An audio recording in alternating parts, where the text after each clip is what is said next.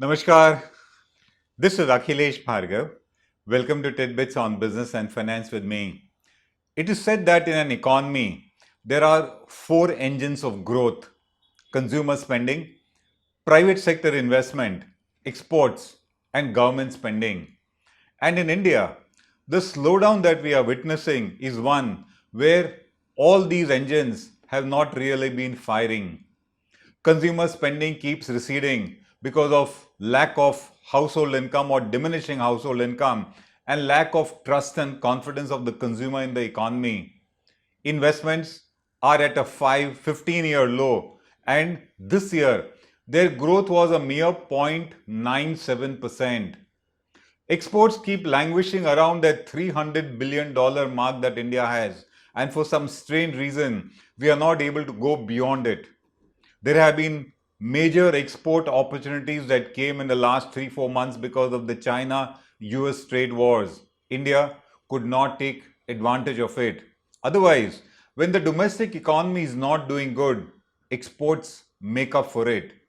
So our three engines, our three cylinders that are not firing are consumer spending, investment, and exports. And that gets all the pressure on the last engine, which is government spending. The ball is thus in the government's court to spend and spend copiously and get India out of this slowdown. And that is what the government has been doing of late. All the measures of revival and reforms that it has taken so far since about August 2019 have all got to do with spending by the government. In our estimate, if you go sector by sector, you take the real estate sector, you take automobile sector, you take housing finance, NBFC, banks, etc. If you go sector by sector, so far the government has pumped in over 5 lakh crores by way of emergency revival funding in the economy. The interesting part is that it has not yet had the kind of effect we thought it would have. A statistic says that in the last 2 quarters, 40% of India's growth has been funded by government spending. So if our growth rate in the last quarter was a mere 4.5%, they say almost 2% came out of government spending. So the government has been spending. Of course, some of the ministries which we thought would be big spenders have not proved to be so. For example, ministries like road transport, civil aviation, tourism, information technology and agriculture, a large part of their budgets remain unspent. But nevertheless, the government has been spending at a furious pace, hoping to get India out of this slowdown. But then, in such a situation, even the government's treasury has been receding, it is getting empty. And the reason is, tax collections have been way below the mark. The government had estimated that tax collections will grow at the rate of 18.5%. The growth till November 2019 has been a mere 2.7%, and it is not expected to improve in this quarter either.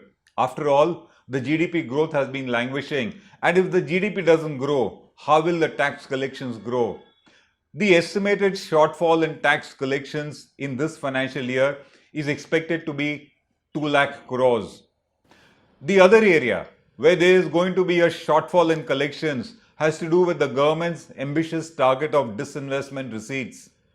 With the disinvestment or privatization, whatever you wish to call it, of BPCL, Concor and Air India getting delayed, there is expected to be a minimum 50,000 crores shortfall in the government's targeted collections by way of disinvestment proceeds.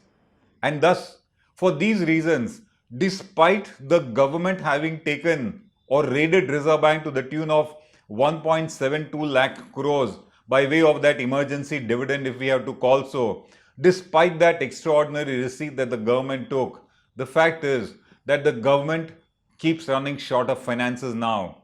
And moreover, its fiscal deficit is shooting beyond its target. The government has targeted that this year the fiscal deficit will be 3.3% of the GDP, and conservative estimates say that it will certainly go beyond 3.7%. It thus shows that the government has its own limitations in spending.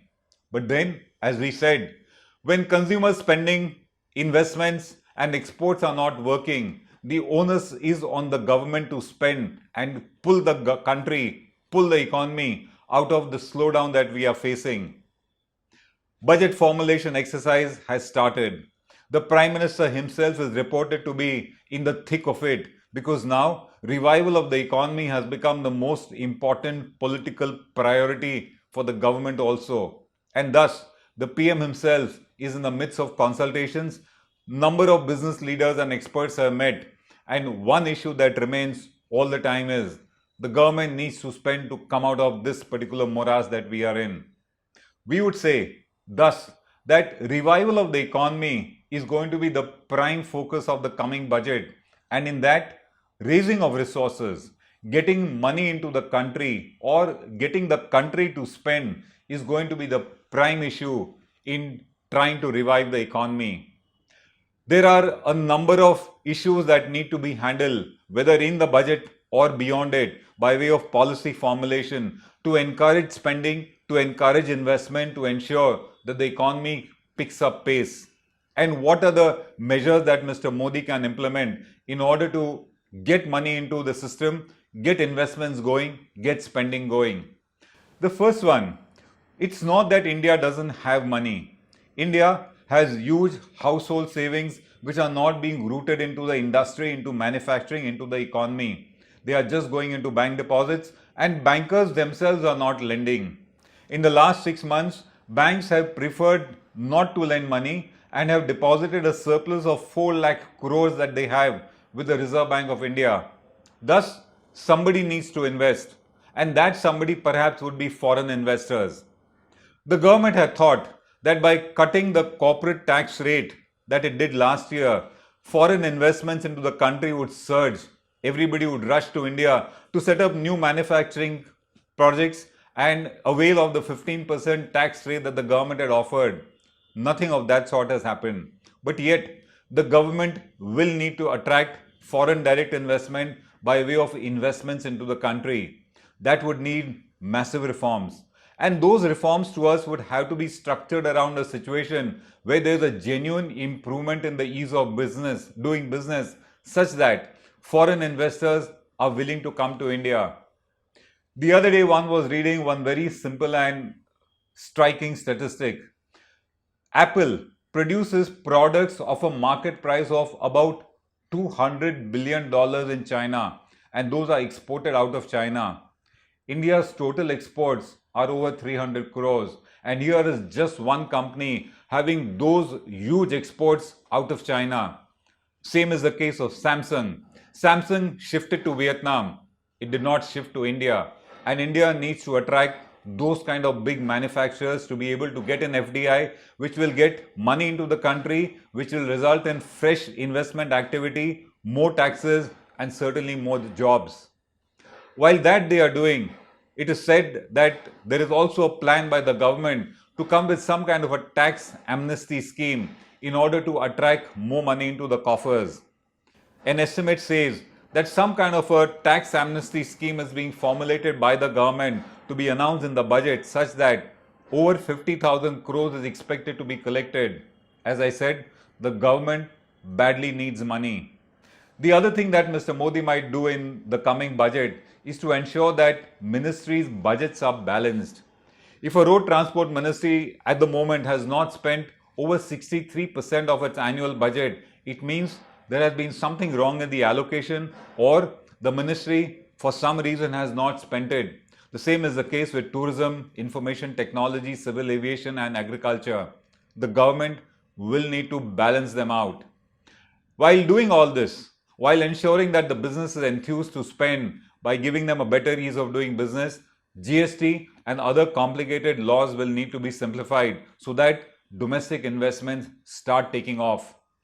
A better EODB, ease of doing business, along with the simplified GST would mean better investments, more jobs, and more lending by banks, which has come to a standstill at the moment. Along with this, the government will need to give special attention to the rural economy and make it profitable. If these broad measures are taken in the budget and they are a matter of attention, the investments in the country, the money flow will be revived and a revival of the economy of sorts would take place such that parallelly the government will be able to get more money in its coffers, spend more and get the economy out of the rut that it is in at the moment. The reality that we are seeing is that, as we said, the Prime Minister is in the thick of it. The present Finance Minister seems to be sidelined, and we would not be surprised if before the budget some new Finance Minister comes into place, because as the Prime Minister seeks to revive the economy, he's bound to have a new team of advisors, a new team of people to assist him. Maybe that might also mean change of the Finance Minister. But the entire efforts, according to us, are going to be raising resources by the government so that the government can spend those resources. At the moment, spending by the central and the state governments has been going down, and that's a matter of concern because, as I said, 40% of the present growth of India, however low it may be, has come out of government expenditure, and we will need to continue it. This is Akhilesh Bhargava signing off till we meet again. Namaskar.